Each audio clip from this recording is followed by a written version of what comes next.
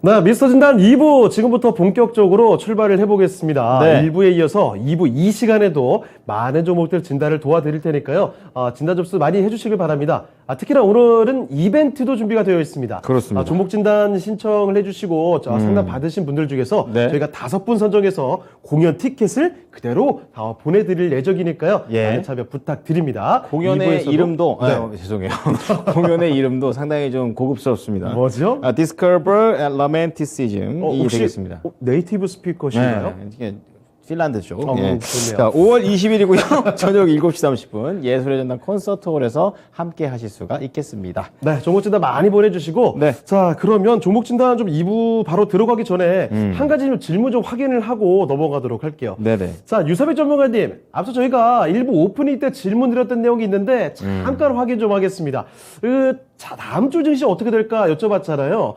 전문가님께서는 다음 주 증시는 그래도 조금씩 완만하게 안정적으로 오르지 않나 이렇게 봐주셨던 것 같은데 그 올라가리라 보시는 이유 잠깐 좀 말씀을 해주시면 안 될까요? 네. 우선 첫 번째로 FOMC 회의 결과가 이제 5월 5일 날 나왔죠. 어린이날. 저희 증시는 좀 쉬었지만 미국 증시 같은 경우에는 냉탕과 온탕을 왔다 갔다 했습니다. 오늘 같은 경우에는 좀 많이 빠지면서 글로벌 증시 전반적으로 다 빠지고 그리고 아시아 증시 또한 빠졌습니다. 이 파월 의장이 75 베이시스 포인트 올린다라는 6월 달에 올린다라는 자이언트 스텝을 철회를 이제 고려를 하고 있지 않다라는 이 발언에 좀 안도하는 그런 모습들을 보여줬지만 또 시장 참여자들은 또 그렇게 생각을 안 하는 것 같아요. 그러면서 좀 이렇게 오늘은 좀 크게 흔들리는 모습을 보여주었지만 증시에서 가장 싫어하는 것은 저는 불확실성이라고 생각을 하고 있습니다. 5월 9일 날 이제 그 러시아에서 어떤 결과를 내보일지는 그것도 좀 살펴봐야겠지만 그리고 5월 11일 날 CPI 지수도 어떻게 발표되는지 이런 부분들도 체크를 해봐야겠지만 저는 이러한 불확실성들이 하나씩 해소가 되면서 올라갈 것이다 라고 좀 보고 있습니다. 왜냐하면 우리 증시가 좋아하는 것 중에 하나가 또 선반영이잖아요. 그 부분들을 일부 저점을 다지면서 지금 확인해 주었다. 그래서 저는 이제 증시가 점진적으로 올라갈 것이다 라고 보고 있습니다. 사실상 이 선반영이라는 키워드 많이 마법의 단어. 되는데 이번에도 어느 정도 안 좋은 요소들은 미리 선반영되어 있는 것이 아닌가 이렇게 또 봐주셨습니다. 네. 자, 다음 주 증시 상황에 대한 예고 잠깐 해드렸으니까요. 참고를 해주시고요. 자, 그러면 지금부터 바로 진단 좀 들어가 볼게요. 좋습니다. 자, 2부의 첫 번째 종목은 유튜브에서 찾아봤습니다. 지금 브레이너드 짱님께서 보내주신 종목이거든요. 예. 자, 이 종목은 하나투어입니다. 리오프닝이네요. 여행주 대표 주자죠. 예. 84,000원에 20% 비중 갖고 계시는데요. 사연도 보내주셨으니까 간단히 좀 읽어드릴게요. 살짝 빠졌지만 주변에 여행 예약 많이 하던데 괜찮을까요? 라고 투 새벽 이렇게 보내주셨습니다. 그렇죠. 여행에 대한 기대감. 벌써 주변에서도 많이 느껴지시는 것 같아요. 그렇죠. 여름에 또 네. 미국 같은 데서 여름 휴가 같은 걸 가기 위해서 뭐 자동차도 사고 막 그런다고 하니까 그렇습니다. 리오프닝 다시 가나 막 이런 생각 들더라고요. 네, 이렇게 그 리오프닝 기대감에 따라서 사실 4월 초만 해도 네. 지난달 초만 해도 9만 원을 넘어섰던 하나투어였거든요. 자, 그런데 지금은 앞자리가 7로 바뀌었습니다. 약간 내려왔네요. 네, 그러면 이제부터 또 어떻게 볼 수 있는지 살펴보겠습니다. 자, 유사백 전문가께 여쭤볼게요. 자, 전문가님, 하나투어입니다. 이 종목 이제 어떻게 봐야 되겠습니까? 네, 리오프닝 그동안 억눌렸던 이 폭발적인 여행 심리가 자극을 할 수가 있겠죠. 근데 저는 이제 첫 번째로 우선 마스크를 벗기 시작했잖아요. 지금 현 시점에서 마스크를 벗고 있고, 그리고 이제 격리, 인원 제한이 풀렸잖아요. 그런 부분들에 있어서 첫 번째로 마스크를 벗게 되면은 그러면 화장품 관련한 리오프닝 관련주들이 먼저 움직일 것이다. 그리고 거기다 추가적으로 피부 미용 관련해서 뭐 클래시스, 한국콜마 등등이 있겠죠. 제이시스케 메디칼 이런 종목들이 먼저 선제적으로 움직여준 이후에 순서를 말씀드리는 거예요. 그런 다음에 이제 하나투어라던가 모두투어, 뭐 참 좋은 여행, 노랑풍선 이런 종목들이 1월, 2월 이때 좀 이제 상승을 시작해서 올라와 주다가 다시금 최근에 좀 조정받는 모습을 보여주고 있어요. 그래서 피부 미용 관련한 화장품 관련한 그런 종목들이 먼저 현재적으로 움직여주고 그 후에 이제 여행 관련해서 다음으로는 이제 항공 관련해서 대한항공이라던가 아시아나항공, 뭐 진에어 이런 종목들이 또 움직여 줄 것이다라고 보고 있습니다. 왜냐하면 2년 동안 저희 굉장히 억눌려 있었잖아요. 추가적으로 제가 또 강원도나 뭐 이런 쪽으로 좀 연휴 때 좀 가볼까라고 이렇게 예약을 보니까 거의 매진이에요. 그리고 제가 기업 IR 부서에다가도 좀 전화를 종종 해보는데 뭐 파라다이스, 강원랜드 이쪽 관련해서도 지금 굉장히 좀 긍정적인 시그널들이 보여주고 있습니다. 그래서 리오프닝 관련해서 기대감이 저 또한 있고, 그리고 많은 시장 참여자분들도 리오프닝 관련해서 또 방송에서도 되게 많이 접해보셨을 거예요. 리오프닝 이제는 간다. 그랬지만 작년 5월 굉장히 급상승. 하나투어 이 차트를 보게 되더라도 5월 달에 굉장히 무섭게 지칠 줄 모르고 올라와 줬었습니다. 그리고 이제 델타, 오미크론 이런 이슈들이 있긴 했지만 한 번씩 계속적으로 시장의 관심을 이렇게 크게 받아주면서 올라와 줬었는데, 지금 시청자분께서는 가장 걱정하는 것이 지금 주가가 좀 빠졌다. 83,000원 부근에서 진입을 하셨는데 84,000원. 자, 여행 지금 예약 많이 하고 있고, 그리고 실적 또한 하나투어가 이틀 전에 발표를 했었었죠. 적자폭이 개선이 되고 있다. 리오프닝 관련주들 대부분이 지금 실적이 안 좋습니다. 실적 시즌 맞이해서 실적이 안 좋았던 것은 부정할 수 없는 사실이지만, 기존의 과거 백데이터도 중요하겠지만 주가라는 것은 향후 앞으로의 실적의 모멘텀이 더욱 중요하겠죠. 그런 측면으로 봤었을 때 저는 긍정적으로 바라본다라고 먼저 말씀을 드리겠습니다. 그리고 또한 유상증자 최근에 발표를 했었죠. 거기에 대해서 이 주주가치 희석에 대한 그런 불확실성도 좀 어느 정도 해소를 해 주었다. 이제는 치고 나갈 준비를 하고 있다라고 기를 모으는 중이다라고 이렇게 판단을 하고 있습니다. 가격적인 측면을 좀 말씀을 드리자면은 지금 오늘 아래꼬리를 살짝 보여주긴 했으나 양봉으로 마감을 했어요. 약간 도지 형태의 캔들 모양을 좀 보여주고 있는데, 지금 초록색 라인 121선 지지를 받고 살짝 지금 8만원 라인에 79,500원의 종가를 형성해 있는데, 다음 주 당장 이렇게 올라온다라는 확답은 못 드려요. 하지만 리오프닝 관련해서 저는 충분히 정고점인 9만원까지도 갈 수 있는 종목이라고 말씀을 드리겠고, 이때 이 외국인들 지금 매집하는 그런 모습들을 볼 수가 있어요. 여기 보시게 되면은 외국인들이 들어와 주고 있죠. 이런 부분들, 개인들이 물론 많은 물량을 바치고 있긴 하지만 그래도 저는 외국인들이 지금 환율이 올랐음에도 담고 있는 이런 모습은 충분히 주가를 올리려고 하고 있는구나. 메이저들과 이제 싸워서 좋을 게 없잖아요.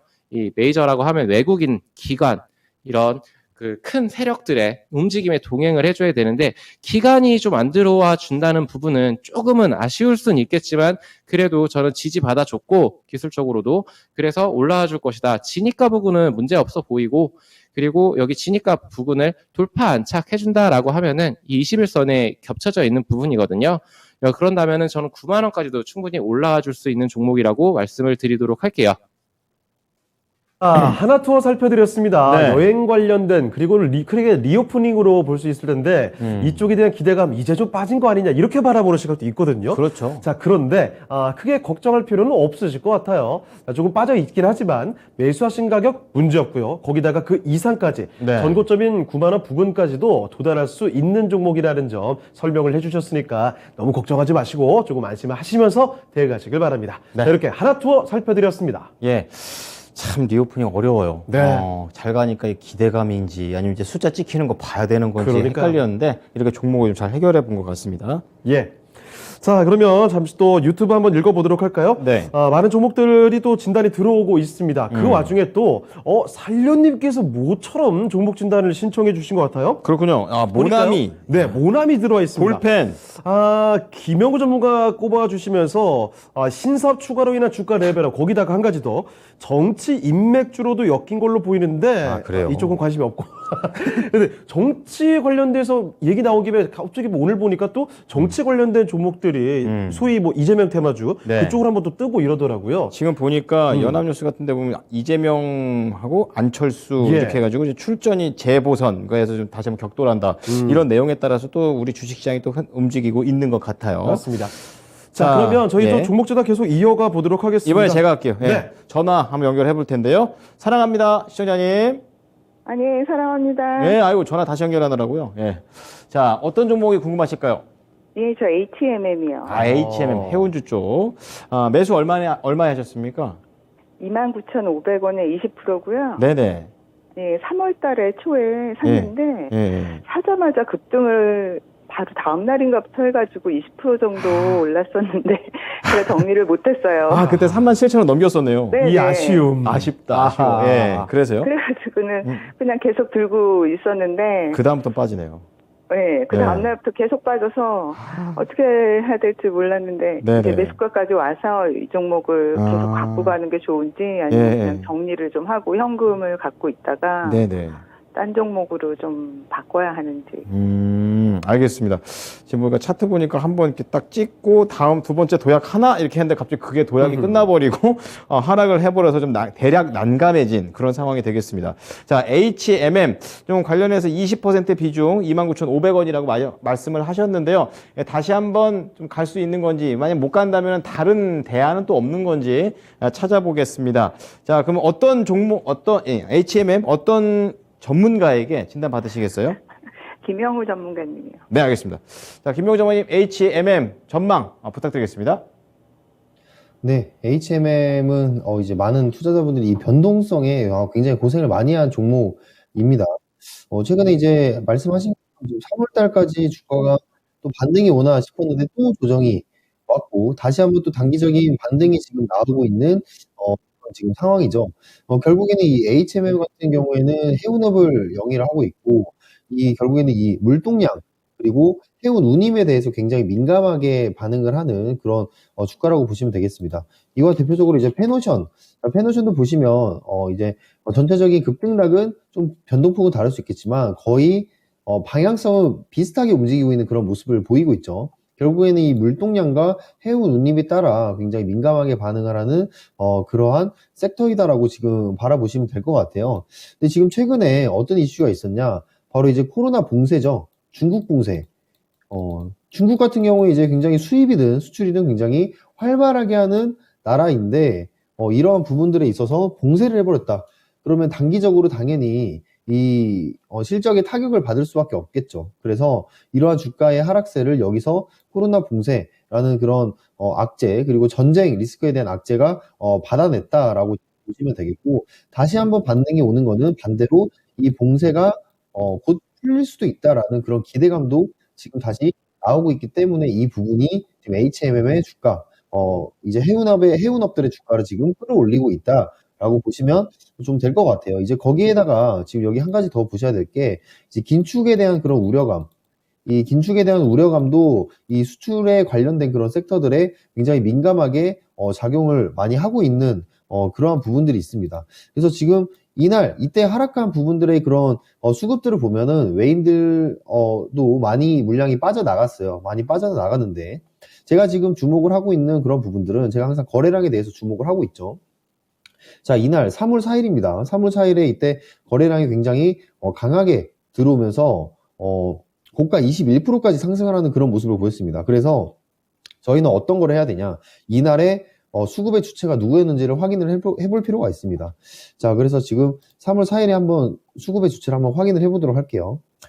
자, 3월 4일을 보시면 여기 지금 외인들과 기관들이 굉장히 높게 이 주가를 끌어올렸습니다. 여기 뭐 보험이나 투신 그리고 연기금도 매우 굉장히 물량을 담은 걸로 지금 보이고 있는데 어찌됐든 이날에 외인들 기관들 그리고 연기금의 물량이 굉장히 많이 들어왔을지라도 이거의 주가를 끌어올리기에는 이 시장 상황이 받쳐주지 못하였다라고 보시면 될 것 같아요. 근데 중요한 게 다행인 점은 이날의 거래량에 비해서 그 다음날에 나온 이러한 하락 음봉의 거래량이 그 이전에 거래량이 미치지 못했다. 즉 부정적으로 이게 이탈이 됐다는 신호를 신호로 해석이 되진 않는다. 즉 세력이 남아 있다는 거죠. 그만큼 지금 주가가 다시 한번 끌어올릴 수 있는 모멘텀이 이러한 거래량에서 저는 볼 수가 있다고 생각을 합니다. 자, 지금 2019년부터의 거래량을 지금 차트를 보고 계신데 이날 나온 거래량이 굉장히 역사적인 거래량이고 이 거래량 이후에 나온 이 거래량들은 굉장히 미미하다. 즉 아직도 물량이 저는 남아있다라고 지금 보고 있습니다. 그래서 결국에는 주가는 이러한 큰 손들에 의해서 움직이는 그러한 지금 형국이 한국 증시에서는 여전히 나타나고 있기 때문에 이 물량이 빠지지 않은 거를 확인을 하는 게 굉장히 중요합니다. 그래서 아직 빠지지 않았다고 말씀을 드리고 싶고요. 지금 진입가도 저는 적정하게 저는 잡으셨다고 생각을 해요. 저는 이제 오늘 잡으셨나라고 생각을 해서 어느 정도 좀 주식 투자를 하실 줄 아시는 분이가라고 생각을 했습니다. 근데 이제 3월 달에 잡으셨다고 하니까 어느 정도 좀 마음고생이 심하셨을 것 같습니다. 아무래도 이제 좀 올라갔다 내려오면은 이제 주식은 그렇습니다. 매도를 하기 전까지 제 돈이 아닌데 이게 제 돈을 뺏긴 것 같은 그런 기분이 들잖아요. 그래서 심리적으로 굉장히 장벽이 좀 이렇게 얕아졌다라고 저는 보고 있는데 그러한 부분들은 너무 속상해하지 마시고 주가라는 게 내려가는 게 시즌이 있으면 다시 올라가는 시즌이 있으니까요. 저는 지금의 시즌을 다시 올라갈 수 있는 그러한 시즌으로 보고 있습니다. 자, 그러한 명분으로는 지금 해운 운임에 대해서는 지금 빠지고 있어요. 그러니까 이 운임으로 먹고 사는 이러한 해운업들은 운임이 계속해서 상승을 해야 되는데 상하이 운임 지수가 지금 떨어지고 있습니다. 그거에 대해서 해지를 할 수 있는 부분들은 바로 이제 작년에 맺었던 이제 장기 계약 부분이 이 주가의 주가의 하락세를 지금 방어를 해주고 있다. 해지를 해주고 있다라고 지금 보시면 되겠고, 자, 앞으로도 지금 뭐 유럽이라든지 아니면 유럽, 미국, 그리고 앞으로 이제 풀리는 그런 중국에 대한 저는 기대감이 저는 더 크다고 봅니다. 어찌됐든 이 코로나 이후에 수출이 더욱더 증가세로 흘러가고 있는 그런 부분들이 있고, 지금 비록 긴축의 시즌이 다가오긴 했지만 수출입에 대한 그런 물동량은 더욱더 저는 증가를 할 거라고 지금 저는 생각을 하고 있어요. 뭐 전쟁에 대한 그런 이슈들이 해결이 되면은 더욱더 이 주가의 탄력성은 더 좋을 거다라고 지금 저는 보고 있기 때문에 앞으로 이 사이클이 다시 돌아올 거다라고 저는 생각을 합니다. 자, 이런 사이클에 이어서 또 이런 매출 컨센서스도 계속해서 증가를 하고 있는 1조 6천억 그리고 1조 2천억 9조 원대로 증가를 하고 있는 그런 부분들을 보이고 있고 영업이익도 굉장히 이제 마진율이 좋죠. 9조 원, 5조 원, 2조 5천억 정도의 그런 수준을 보이고 있습니다. 자, 이런 부분을 걱정하실 것 같아요. 지금 영업이익이 점점 떨어지고 있지 않냐라고 지금 보시고 계시는데 이미 그 부분은 주가에 이미 반영이 되었다. 이러한 고점 밸류에이션을 한번 체크를 하고 주가의 하방성을 굉장히 크게 내렸기 때문에 지금 저는 적정 주가선에 다시 내려왔다라고 말씀을 드리고 싶습니다. 그래서 지금 29,500원에 진입을 하셨는데 지금 수급 또한 다시 한번 보면은 최근에 수급을 한번 지켜보면 오늘 외인들과 기관들이 다시 한번 매수를 시도를 했고요. 기관들을 보시면 한 달 내내 꾸준히 매수를 지금 하고 있습니다. 특히 이제 연기금이나 아니면 사모펀드, 특히 기타 법인, 이 기타 법인이라고 하는 거는 좀 불특정 다수의 그런 세력들이라고 볼 수가 있는데 이 네 군데의 이런 수급이 저는 앞으로의 주가를 끌어올리는데 밑바탕이 되어줄 거다라고 지금 판단을 하고 있고요. 그래서 지금 29,500원에 진입을 하셨기 때문에 저는 35,000원까지는 한번 지켜보셔라 라고 말씀을 드리고 싶고요. 어찌됐든 전반적인 시장 자체가 이 해운업에 대해서 뭐 코로나 봉쇄도 예상치 못하는 일이었잖아요. 중국의 코로나 봉쇄가 갑자기 예측이 가능한 부분이 아니었기 때문에 이러한 변수들이 있기 때문에 지금부터 수익권을 주면은 5%, 10%의 수익권에서는 지금 시청자분이 조금씩 수익을 챙겨가는 그러한 현명한 스마트한 그런 투자 전략을 좀 취하셔서 가져갔으면 좋겠다는 바람을 말씀드리겠습니다. 네, 시청자님 주식 많이 하셨어요? 조금 됐어요. 하신 지. 그렇죠. 약간의 많이 해보셨다라는 그 네. 느낌이 목소리의 음색 그리고 진입가 예. 이런 걸 좀 분석이 되고 있는데 방향성도 좋고 매수가도 좋다고 합니다. 35,000원 정도 목표가 우선 보시면서 달려보시는 거 어떨까 생각합니다. 괜찮으신가요? 네, 그럼 거래량 보고 나오라는 얘기신 거죠? 네, 맞습니다. 네, 알겠습니다. 네, 또 한번 연락 주세요. 네, 감사합니다. 네, 사랑합니다. 시청자님. 네, 사랑합니다. 네. 자, HMM 진단을 도와드렸습니다. 이제 저희도 네. 워낙에 이제 오랫동안 진단을 저희가 해드리는 건 아니지만, 예. 이게 목소리 듣다 보면 대충, 이분이 어느 정도 하시겠구나. 이렇게 좀 감이 좀 잡히는데, 구력이 보이는. 구력이 보이는 그런 진행을 여러분 함께하고 계십니다. 네. 예. 자, 그러면 계속 또 종목 진단을 발빠르게 또 붙여보도록 하겠습니다. 네. 자, 이번에 살펴드릴 종목은 유튜브에서 한번 골라봤거든요. 자, 유튜브에서 카키님께서 보내주신 종목입니다. 네. 요즘에 좀 잠잠해진 종목군이라고 볼 수 있을 텐데. 뭔가요? 신성 델타테크 가지고 계시네요. 네. 자, 17,000원에 매수를 하셨고요. 그리고 20% 비중이십니다. 신성 델타테크 지난해 라든지 아니면 말쯤에 그리고 올해 초까지만 해도 좋은 모습들 보여줬다가 네. 지금은 좀 잠잠해져 있어요. 현재 주가는 13,000원대까지 내려와 있습니다. 그렇군요. 고점이 2만 원대도 넘었던 종목인데 어느새 거의 바닥 구간이에요. 자, 그러면 신성 델타테크 지금부터는 과연 어떻게 볼 수 있을지 17,000원에 20% 잡고 계시거든요. 그렇군요. 자, 살펴보도록 하겠습니다. 자, 유사백 전문가님 골라주셨는데요. 자, 유사백 전문가님, 신성 델타테크입니다. 요새 좀 많이 가라앉아 있는데, 이 종목의 앞으로의 향방은 어떻게 볼 수 있을까요? 네, 우선 이 신성 델타테크는 LG 그룹하고 이렇게 굉장히 친밀한 관계죠. 파트너라고 보면 되는데 LG 에너지 솔루션이 가장 큰 주요 매출처입니다. 근데 이 17,000원 진입하셨던 부근에서 이렇게 급락이 한번 크게 나왔습니다. 이때 이제 그 최대 주주인 구강모 사장이, 구본상 사장이죠. 구본상 사장이 30만 주를 이렇게 던지면서 그러면서 이제 좀 처분의 이 급락을 하는 모습을 보여주었는데, 저는 지금 신성 델타테크 같은 경우에는 안정적인 실적 성장을 할 것이다라고 보고 있습니다. 2차 전지 관련해서 긍정적으로 바라보고 있는 부분은 테슬라가 전 세계 시장을 주도하고 있고, 그리고 국내에서는 또한 이제 현대차와 기아가 다른 부분, 이 차량용 반도체 이슈라던가 아니면 공급망 문제로서 좀 그렇게 아주 기지개를 켜고 있다라고는 말은 못하지만 전기차 관련해서 2차 전지 관련해서는 굉장히 사업을 잘하고 있다. 그래서 EV5, EV6라던가 아니면 아이오닉5 같은 경우에는 뉴욕 모터쇼에서도 지금 굉장히 호실적을 기록을 하고 있고, 그래서 이제 2차 전지 관련 전장 부품 사업을 진행하는 그런 종목들은 다시금 작년에 뜨거웠었던 그때처럼 타오를 수 있다라고 이렇게 좀 예상을 해볼 수가 있겠는데, 지금 실적이 21년도 실적을 한번 보게 되면은 20년도 대비해가지고 21년도 실적이 굉장히 잘 나왔습니다. 그리고 이 컨센서스 시장 예상치가 나와 있는데 올해는 더욱 좋아질 것이다라고 이렇게 나와 있어요. 이런 부분들, 그리고 영업이익도 크게 늘어나고, 자, 이런 부분들을 감안을 했었을 때, 그리고 2차 전지 관련해서 이 전장까지 사업 분야를 좀 확대하는 그런 모습을 보여주고 있습니다.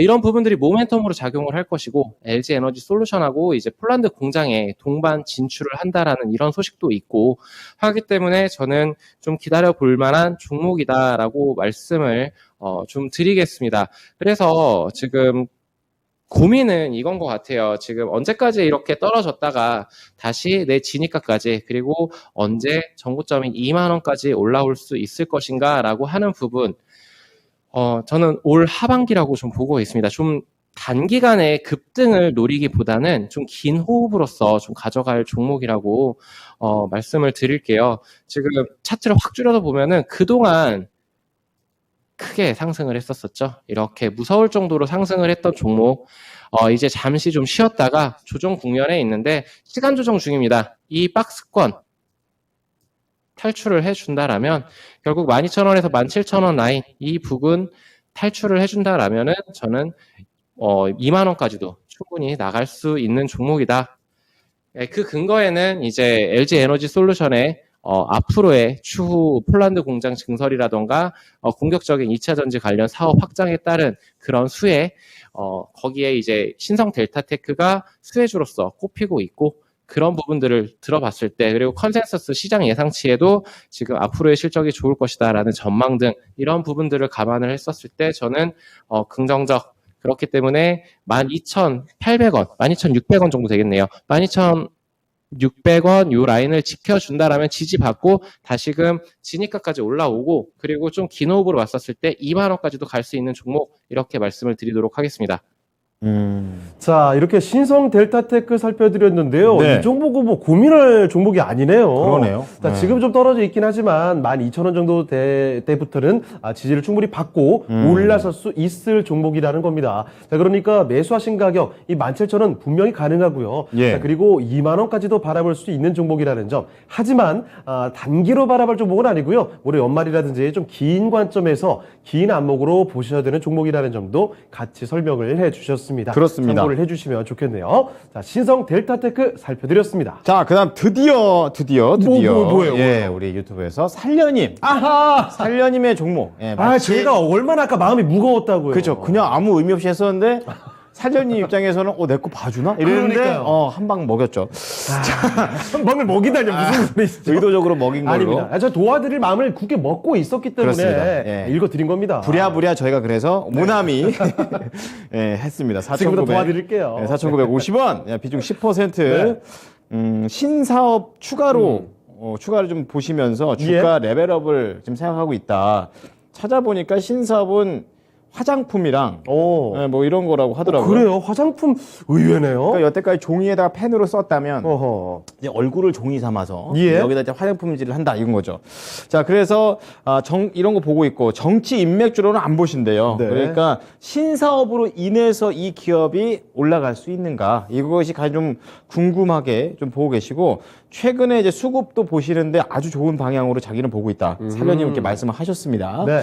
자, 그러면 이 내용에 대해서 좀 더 자세하게 알아보겠습니다. 4,950원에 비중 10% 김형우 전문가를 선택을 해 주셨습니다. 전문가님, 모나미 어떻습니까? 네. 모나미는 굉장히 저에게 친숙한 기업이잖아요. 모나미 팬으로 이제 굉장히 친숙한 기업인데, 뭐 이제 애국주로도 굉장히 묶여일 때도 많았고, 정치 인맥주로도 묶일 때가 많았습니다. 자, 그런 특성을 보일 수 있는 거는 바로 이제 시가총액이 지금 현재 1,000억 아래에 지금 위치를 해 있습니다. 그만큼 이 수급적으로 이 주가의 플레잉을 지금 하기 쉬운 그런 기업이다라고 보시면 될 것 같아요. 그러니까 주식이라는 거는 어떻게 본다면 이제 주식수를 통한 이제 유통업이라고 되는데 이 유통이 굉장히 이제 물량이 적으면은 그걸로 인해서 가격 공급을 결정하기가 쉽잖아요. 주식도 마찬가지입니다. 주식 수가 이미 정해져 있고 시가총액이 크지가 않다면 이거는 굉장히 테마적으로 움직이기 쉬운 주가이다 이렇게 이해를 하시면 될 것 같아요. 뭐 그렇다고 모나미가 나쁜 기업이라고 말씀을 드리는 건 아니고요. 그러한 특성을 가지고 있다. 그만큼 몸집이 지금 굉장히 작아져 있는 상태이다라고 지금 보고 있습니다. 자, 지금 살련님께서 이 신사업에 대한 그런 부분들을 말씀을 드렸는데 이 신사업이 이제 나오게 된 계기도 굉장히 중요할 것 같아요. 이제 최근에 이제 홍삼석 명예회장님께서 이제 별세를 하셨고 지금 현재 대표이사로 있는 분이 이제 장남입니다. 예, 장남이 지금 여기 대표이사로 계신데, 그 기대감이 좀 남아 있어요. 지금 운영하는 거를 투자자 입장에서 보아하니, 이 장남, 이 분이, 아무래도 운영을 잘할 것 같다라는 그런 기대감이 지금 주가에, 반등세를 일으키고 있다라고 저는 해석이 됩니다. 그래서 지금 이분께서 지금 어찌됐든, 후계자를 지금 선정하는 과정, 그 안에서 지배구조에 대한 그런 변화 가능성을 배제를 할 수가 없습니다. 그래서 그러한 기대감이 지금 주가로 끌어올리는 부분이 있고, 최근에 이제 넥슨 같은 경우도 이제 창업자분께서 이제 별세를 하시고, 그 이후에 주가가 올라갔던 것처럼 이 지배구조에 대한 그런 변화에 대해서 이 주식시장은 굉장히 민감하게 반응을 하고 있다. 이 기대감을 가지고 있다라고 보시면 되겠는데, 이 신사업으로 바로 이제 색조 화장품 을 추가를 해서 이 안건에 이제 넣어서 추가를 해서 주주총회를 통해서 이 안건을 추가를 했는데 이 부분에 대해서 만약에 이것만 놓고 본다면 저는 잘 모르겠다라고 말씀을 드리고 싶어요. 일단 모나미라는 회사 자체가 이제 아시다시피 이 펜을 만들던 회사이고 여기에 이제 최근에는 뭐 펜용품도 이제 추가를 해서 굉장히 잘 판 것으로 지금 확인이 되고 있어요. 근데 이제 모나미가 조금 색조 화장품 쪽으로 강화를 하려면 자, 펜 회사죠. 펜 회사. 그러면 이제 그 뭐라고 하죠? 아이라이너. 네, 아이라이너죠. 아이라이너라든지 아니면 이쪽으로 좀 이미지를 묶어서 사업을 지금 진행을 하려고 저는 보고 있습니다. 뭐 마스카라라든지 아니면 뭐 립스틱 쪽 이쪽으로 이제 막대기 형태의 화장품을 지금 모나미에서 신사업으로 추가를 해서 증가를 시킬 거다. 근데 아무래도 여러분들도 아시다시피 이쪽 색조 화장품의 업계의 경쟁력이 워낙 이미 짱짱하게 이렇게 펼쳐져 있기 때문에 모나미가 과연 기존의 그런 팬층, 기존의 그런 브랜드 이미지를 가지고 여기를 확장할 수 있을지는 지금 기대감은 있지만 좀 더 지켜봐야 된다라고 말씀을 드리고 싶어요. 근데 지금 최근에 이제 수급으로 투자자의 동향을 살펴보면은 단기적인 수급이긴 하지만 자, 이날 거래량이 한번 좀 강하게 또 한번 들어왔어요. 최근 이제 단기적인 거래량이 강하게 한번 들어왔는데 그 이후의 거래량을 보시면 이 거래량이 나간 흔적이 아직까지는 없습니다. 그래서 이 주가의 아직 흐름을 좀 관리를 하고 있다. 즉, 한 번 더 올라갈 수 있는 여력은 있다고 봅니다. 근데 지금 4,950원에 진입가는 굉장히 괜찮으신데 결국에는 시장에서 이 세력이 들어왔다 하더라도 이 세력은 이 주가를 끌어올릴 수 있는 명분이 필요하거든요. 근데 만약에 모나미가 색조 화장품에 대한 신사업을 추가를 했고 지금 리오프닝 시즌에 이러한 수급들을 기대를 받을 수 있을까라고 한다면 저는 살짝 의문이긴 합니다. 네. 리오프닝에 대한 그런 색조 화장품 기대감으로 이 수급을 받을 수 있을까 하면 좀 의문이긴 한데 어쨌든 이 리오프닝의 전반적인 수급이 강하게 들어온다면 이 모나미도 수급은 조금 받을 수 있지 않을까라고 좀 생각은 합니다. 자, 아직까지는 실적으로 증명이 된 게 없기 때문에 이 부분은 좀 더 확인을 하는 그런 작업이 필요하다. 근데 이제 거래량으로 본다면 아직까지는 한 번 더 슈팅이 나올 수 있는 그런 물량은 남아 있으니 그 점을 좀 참고를 하셔서 이 주가를 바라보시면 될 것 같고 최근에 메인 같은 경우에 한 달 동안 지금 이 모나미에 대한 그런 물량을 담았습니다. 자, 그런 것처럼 지금 좀 이 모나미에 대한 그런 신사업은 확인하실 필요가 있다. 하지만 거래량으로 보았을 때는 한 번 더 슈팅이 나올 수 있는 그러한 여력은 있다라고 생각을 하고요. 시가총액 자체가 워낙 작기 때문에 저는 이러한 종목은 5%, 크면 10% 정도의 그냥 수익만 보고 나오셔라라고 항상 추천을 드립니다. 그래서 만약에 여기 지금 형성이 된 이 지지라인 4,700원 지지라인이 저는 무너진다면 여기서는 종목을 좀 나오는 게 어떨까. 특히나 이런 지금의 거래량이 빠지는 그런 신호들이 특히나 나타난다면 제가 아까도 말씀드렸죠. 이 음봉과 함께 나타나는 거래량이 나타난다면 이 모나미는 좀 빠르게 뺐다가 다시 한번 이 진입 자리를 노려보는 그러한 전략을 지금 살련님께서 취하셨으면 좋겠습니다. 네. 네. 자, 우리 또 유튜브에서 항상 함께 해주시는 우리 살려님의 종목, 모나미, 또 평소보다 더 심도 있게 또 정성을 다해서 봐드렸습니다. 예. 생색내는 건 아니고요. 예, 전략 잘 보시면 좋겠고요. 예. 그리고 앞서서 우리 김용우 전문가께 제가 또 질문 드렸던 게 1부 때. 잊을 뻔했네요. 그렇죠. 10일 날. 그러니까 다음 주 10일 날 이제 신정부가 들어서게 되는 또 그런 역사적인 날이 되겠죠. 이제 그런 가운데 이 정책과 관련해서 좀 여쭤봤었습니다. 추가적으로 정책 주들의 그런 흐름이라든지 전망 어떻게 보시는지도 좀 체크를 부탁드리겠습니다.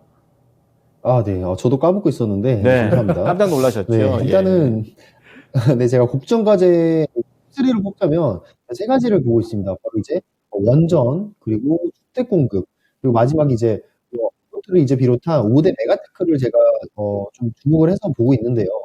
자, 원자력 같은 경우에는 이제 제가 방송에서도 말씀드렸다시피 이제 이전 정부에서 실패한 그런 정책을 약간 이게 주워먹는 약간 그런 느낌입니다. 떠먹는 그런 느낌. 왜냐하면 워낙 그런 한국 기업들이 기술력이 이미 가지고 있는 상태, 글로벌적인 그런 기술을 인정받은 상태에서 이번 신정부가 좀 지원을 해준다면 이 원전에 대한 사업들은 좀 굉장히 생태계가 강화될 것으로 지금 보고 있고요. 그리고 주택 공급 같은 경우에는 뭐 250만 호 정도의 그런 이제 공급이 예정이 되어 있고 일기 신도시에 대한 그런 기대감도 여전히 남아 있습니다. 자, 여기에 따라서 지금 이제 건설사부터 시작을 해서 전자재 이런 그리고 건설 기계까지 이런 섹터 수급들이 굉장히 많이 받을 텐데 여러분들이 생각을 하셔야 될 거는 이 대통령 취임식에 좀 집중을 하실 게 아니라 이 각각의 업황 정책이 뒷받침이 되면서 이 업황들이 살아날 수 있는 그런 개선 여부가 있는가, 즉 매크로 환경이 있는가 그 부분을 많이 신경을 써보셔야 될 것 같아요. 자, 수소 같은 경우도 오늘 이제 수소법 관련해서 굉장히 상승세가 좋았는데 그런 부분들을 여러분들이 살펴보신다면 수소는 이미 이미 그 전반적으로 산업이 이루어지고 있는 그런 부분이 있었습니다. 그리고 넥소라는 현대차 같은 경우에 넥소라는 그런 지금 자동차도 팔고 있던 만큼 전반적으로 베이스가 되고 있는 기술이 베이스가 되는 그런 정책들에 여러분들은 투자를 좀 하실 필요가 있다라고 말씀을 드리고 싶어요. 그래서 기술이 밑바탕이 되지 않는, 즉 실적이 나오지 않는 정책은 결국에는 주가로 본다면 급등을 보였다가 급락을 보이는 경우가 굉장히 많기 때문에 그거는 트레이딩 관점에서 굉장히 주의를 하셔야 되고요. 그냥 단순히 이 취임식이니까 윤 정부가 물고 있는 원전이 갈 거다, 이러한 모멘텀은 살짝 잘못된 투자 접근법이라고 저는 생각을 하고, 그러한 부분들이 운이 좋아서 수익을 볼 수 있겠지만 급락을 맞을 경우에는 굉장히 마음이 아픕니다. 네, 굉장히 뼈가 아파요. 그래서 그러한 모멘텀보다는 실질적으로 지금 이 산업이 어떻게 진행이 되고 있는가, 정책에서 지원금이 어느 정도 들어가는가, 그리고 어떤 기업들이 지금 어떤 수주를 따내고 있는가, 이런 부분들을 여러분들이 살펴보시면서 좀 지켜봐라라고 이제 말씀을 드리고 싶고요. 저는 하반기 이제 건설 쪽 업계들은 저는 호황으로 돌아올 거라고 저는 생각을 합니다. 지금 미국의 상황을 보더라도 주택 지표들이 다시 좋게 돌아오고 있는 그런 부분들도 있기 때문에 이 건설 쪽도 호황 쪽으로 보고 있고, 마지막으로 이제 로봇을 비롯해서 이제 5대 메가테크, 뭐 UAM이라든지 아니면 자율주행, 이쪽도 저는 결국에는 성장해야 될 산업이지만 지금 시장 상황에서 좀 본다면 만약에 이슈가 됐을 때 단기적으로 그냥 하루 이틀 정도의 상승세 이후에 다시 주가가 빠질 수 있는 그런 모습을 보일 수 있다고 생각합니다. 그건 바로 이제 금리 인상 시즌이기 때문이죠. 그래서 금리 인상 시즌이 끝나가는 시점에 이제는 그때쯤에는 이제 기술주들을 다시 한번 살펴보셔야 되고, 그때는 이제 메타버스부터 시작을 해서 뭐 NFT, 로봇, 뭐 UAM, 자율주행, 그때 시즌에 다시 본다면 여러분들이 이제 저가 매수의 기회를 포착을 할 수 있지 않을까, 이렇게 관점을 가지고 정책은 보셔라, 이렇게 말씀을 드리고 싶습니다. 그렇군요.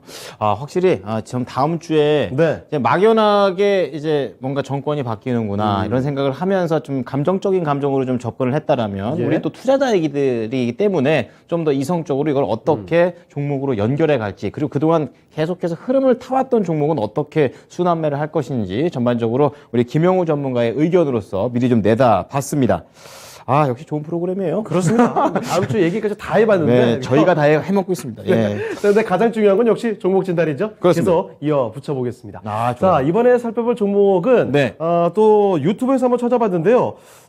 이 종목이 이건 참 예. 어렵네요. 너구리님께서 보내주신 종목인데 네. 에코프로 BM도 아니고. HN입니다. HN이 생소하네요, 갑자기. HN이 정말 이건 완전 달라요. 많이 내려간 종목인데 이 매수가부터 먼저 말씀드릴게요. 네. 63,000원에 매수를 하셨고요. 비중은 15% 가지고 계십니다.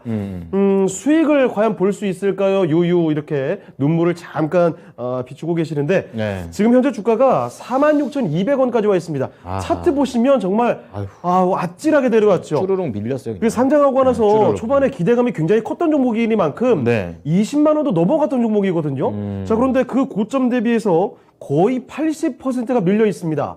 자, 이렇게 많이 내려간 이 종목 에코프로 HN 어떻게 과연 다시 좀 올라가서 이 매수가 이상까지 볼 수 있을지 네. 살펴보겠습니다. 걱정이 네네. 많이 되실 것 같은데, 자, 유사벽 전문가께 맡겨보겠습니다. 자, 전문가님, 에코프로 HN입니다.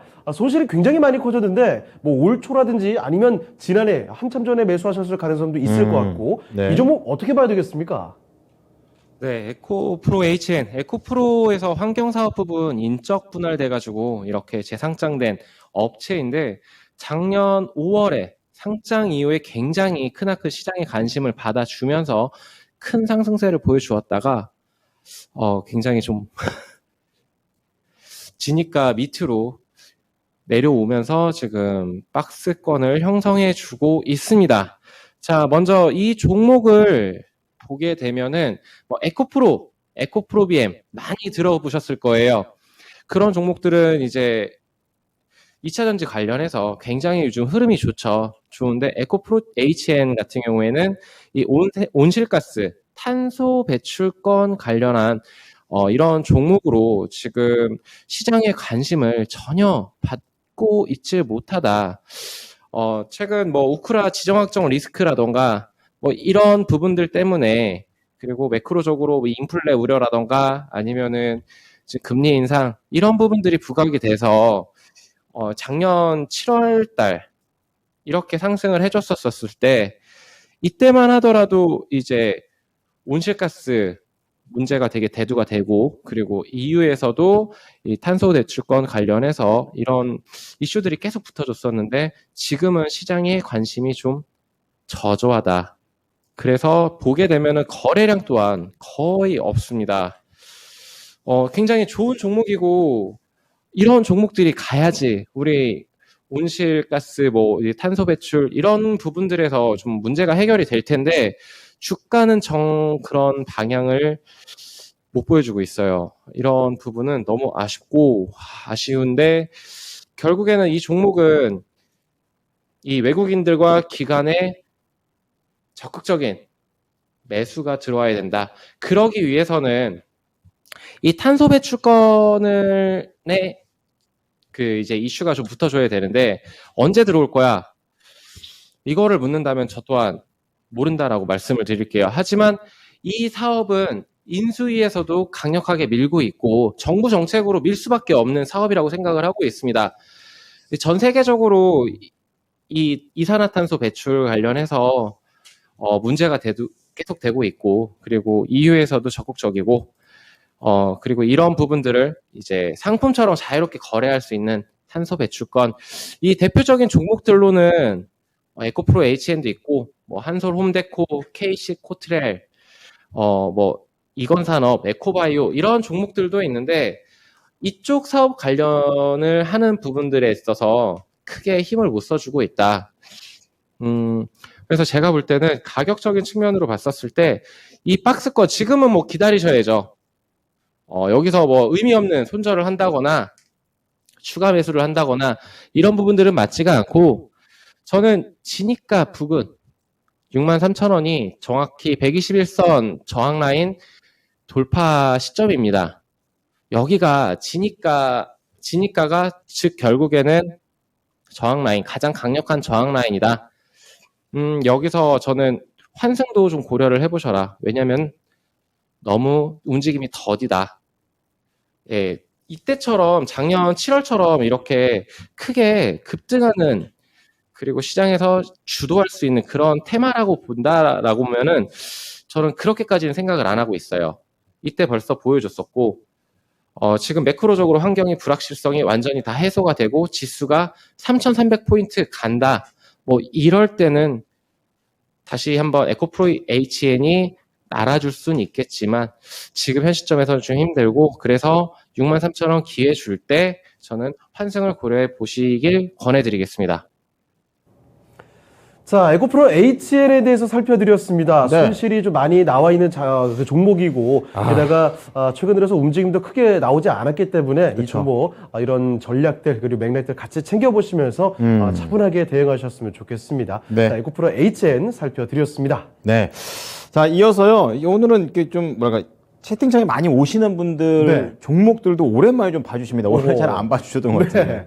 우리 둘셋 하나님 종목 좀 체크를 해볼게요. 둘셋 하나님께서 보내주신. 네.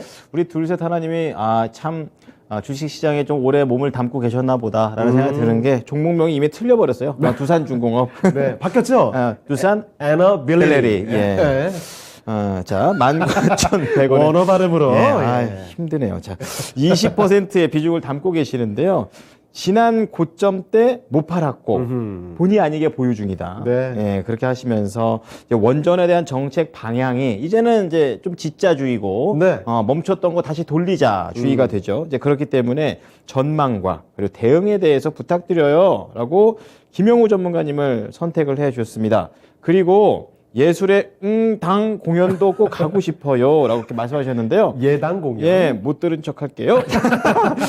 자, 두산 에너빌리티 김영우 전문가입니다. 전문가님, 이거 원전님은 또 정책입니다. 어떻게 봐야 될까요? 네, 방금도 정책에 대해서 말씀을 드렸는데, 또 이제 타이밍 좋게 또 이어서 바로 이제 두산 에너빌리티를 물어봐 주셨네요. 자, 방금 이제 말씀을 하셨는데, 자, 두산 중공업에서 두산 에너빌리티로 변경을 했다. 자, 이 부분은 저는 굉장히 큰 부분이라고 생각을 합니다. 두산이라는 기업이 이 에너지 쪽으로 우리는 신성장 동력을 삼겠다라고 결심을 굉장히 크게 한 것으로 저는 해석을 했고, 이 두산 빌리티 같은 경우에, 이제 두산중공 같은 경우에 주가를 보시면 엄청난 하락세를 지금 보였습니다. 자, 여기 지금 2012년 그 아래서부터 물려 계셨던 분들이 얼마나 많겠습니까? 그런데 지금 최근에 지금 상황을 본다면 이 거래량뿐만 아니라 이 거래량이 비교할 수 없을 만큼 이 두산에 대한 그런 이미지, 인식이 많이 바뀌었다고 저는 볼 수가 있을 것 같아요. 또 이제 두산 기업이 이제 욕도 많이 먹었던 이유가 이제 유상증자라든지 뭐 이제 그런 부분들을 굉장히 많이 진행을 했는데 이제 저기 분당에 가보시면 굉장히 삐까뻔쩍한 두산 기업 빌딩이 있습니다. 그때 당시에 이제 유상증자는 할 대로 진행을 하고 돈은 가져갈 대로 다 가져가면서 빌딩 짓고 있냐 이런 욕을 많이 먹었었는데 전 그러한 부분들에 있어서도 이미지 변화가 지금 많이 개선이 되고 있다라고 생각을 해요. 어쨌든 기업은 그런 투자를 잘 유치를 해서 앞으로 어찌됐든 돈만 잘 벌어다 주면은 투자자 입장에서는 감사합니다고 그 주가가 올라간다면 그 악재에 대한 부분들은 빠르게 소멸이 되는 그런 특징이 있죠. 그렇기 때문에 결국에는 이제 일만 잘하면 된다라고 저는 생각을 합니다. 그래서 두산 에너빌리티 또한 지금 굉장히 기대가 되는 부분들이 저는 굉장히 많습니다. 그래서 이 원자력에 대한 그런 부분들을 말씀을 안 드릴 수가 없는데 이 원전 같은 경우 이제 이전 정부에 대해서 기술력이 굉장히 많이 묻힌 부분이 있었어요. 근데 현 정부에 와서 많은 분들이 모르셨을 거예요. 그냥 단순하게 원전은 위험하니까 원전에 대해서는 그냥 뭐 친환경 이거는 환경을 오염시킬 수 있으니까 그런 식으로 생각을 많이 하셨을 텐데 이 원전에 대해서 정말 이렇게 파고들어서 공부를 했던 사람은 이게 진정한 친환경 에너지이구나. 그리고 지금 현재 이 에너지를 대체할 수 있는 대부분의 에너지 대체할 수 있는 거는 원전밖에 없구나라는 생각이 그런 부분이 드실 거예요. 그래서 이 정책으로 지금 밀고 수밖에 없는 이유가 있고 물론 단기적으로는 지금 화력 발전에 대한 그런 부분들을 포기는 할 수 없습니다. 이 원전이 왜냐하면 지어지는 그런 속도가 있기 때문에 그런 부분에서는 조금 시간이 걸리겠지만 그 와중에도 이 두산 에너빌리티는 해외 특히 이제 중동이라든지 이런 해외 수주들을 멈추고 있지를 않습니다. 거기 이제 베트남에 대한 그런 중공업 사업자로 계속해서 사업을 진행을 하고 있는 그러한 부분들. 결국에는 이 두산 에너빌리티가 가기 위해서는 전 세계적인 수주를 계속해서 유치를 해야 된다. 근데 그게 지금 현재 잘 이루어지고 있다. 왜냐? 기술력이 그만큼 좋고 이미 원전에 대해서 이미 건설을 해본 그런 이력이기 때문에 이 원전에 저는 세계 대장주로도 갈 수 있다라고 저는 보고 있습니다. 근데 이제 여기서 한 가지 더 추가를 좋은 얘기를 말씀을 드리면 저는 결국 SM이라고 생각해요. 소형 원자로. 결국에는 이제 원전 하나를 짓는데 최소 이제 몇 년이 걸리고 최소 2년 이상이 걸리고 이 원전에 대한 에너지를 활용하는데 굉장히 뭐라고 하죠? 그거를 접근성이 굉장히 떨어질 수가 있는데 이 SMR, 이 소형 원전에 대해서 그래서 눈을 돌리고 이제 전 세계적인 그런 투자자들, 빌 게이츠를 포함한 투자자들이 이 SMR, 소형 원전에 눈을 굉장히 돌리고 있다는 거죠. 자, 이러한 부분들을 지금 보았을 때 에너빌리티를 본다면 소형 원전으로도 기술력이 굉장히 또 뛰어나다라고 보시면 되겠습니다. 자, 그래서 저는 이러한 부분들에 있어서 항상 말씀드린 게 이 원전의 대장주는 두산 에너빌리티를 보시고 우주항공의 대장주는 이제 하나 에어로스페이스 보시라고 항상 이 말씀을 드려요. 그래서 지금 주가가 19,100원. 어쨌든 수익 중이시잖아요. 지금 수익 중이신데 지금 말투에서 느껴지는 게 수익 중인 거를 못 팔았다. 그런 부분들을 조금 느껴집니다. 그 아쉬움이 느껴집니다. 하지만 앞으로 이 두산 에너빌리티는 저는 한 번 더 올라갈 수 있다. 정책적으로도 지금 수혜를 받고 있고 원전에 대한 이슈는 아직 죽지 않았다라고 지금 생각을 하고 있고요. 이거를 결정을 하셔야 될 것 같아요. 장기적으로 가져가실지 아니면 단기적으로 지금 수익을 계속해서 구간마다 보실지를 결정을 하셔야 될 것 같은데 저라면 이 종목을 지금 20% 들고 계시기 때문에 장기적으로 저는 보셔라. 일단 이렇게 말씀을 드리고 싶습니다. 하지만 지난 고점에 팔지 못한 그 아쉬움을 가지고 계시기 때문에 저는 주식의 한 70%, 80%는 저 심리라고 생각을 해요. 결국에는 기법이라든지 그런 부분들은 자신이 노력을 한다면 어떻게 지킬 수가 있는데 심리적인 부분은 아무리 노력을 해도 지킬 수 없는 부분이 있습니다. 근데 그 심리를 지킬 수 있는 방법 중에 하나가 진입가 대응. 지금 주가가 올라갔다가 빠지면 진입가에서 조금 아쉽더라도 그 물량을 뺐다가 적어도 이제 수수료 정도의 그런 약 수익을 편취를 하셨다가 다시 주식을 투자를 하시는 걸 전 추천을 드려요. 그만큼 투자 심리적인 부분이 굉장히 중요하기 때문에 지금은 수익 중이지만 진입가 쪽으로 부분을 온다면 한번 물량을 뺐다가 다시 한번 보시길 바라겠고, 이 두산 에너빌리티에 대해서는 장기로 가실지 단기로 가실지 그거를 결정하셔라. 근데 저는 장기로 봐도 충분히 괜찮은 기업이다. 앞으로 원전은 전 세계의 에너지의 강자, 탑픽이 될 거다라고 저는 말씀을 드리면서 이 두산 에너빌리티에 대한 그런 부분을 말씀을 드리겠고요.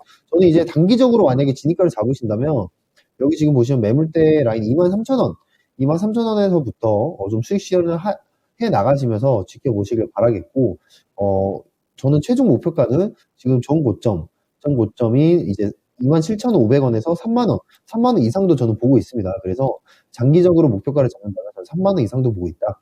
하지만 최근에 이제 정책적인 이슈를 그냥 틈타서 수익을 빠르게 편취를 하고 싶으시다면 23,000원에서부터 수익 실현을 하셔라라고 말씀을 드리도록 하겠습니다.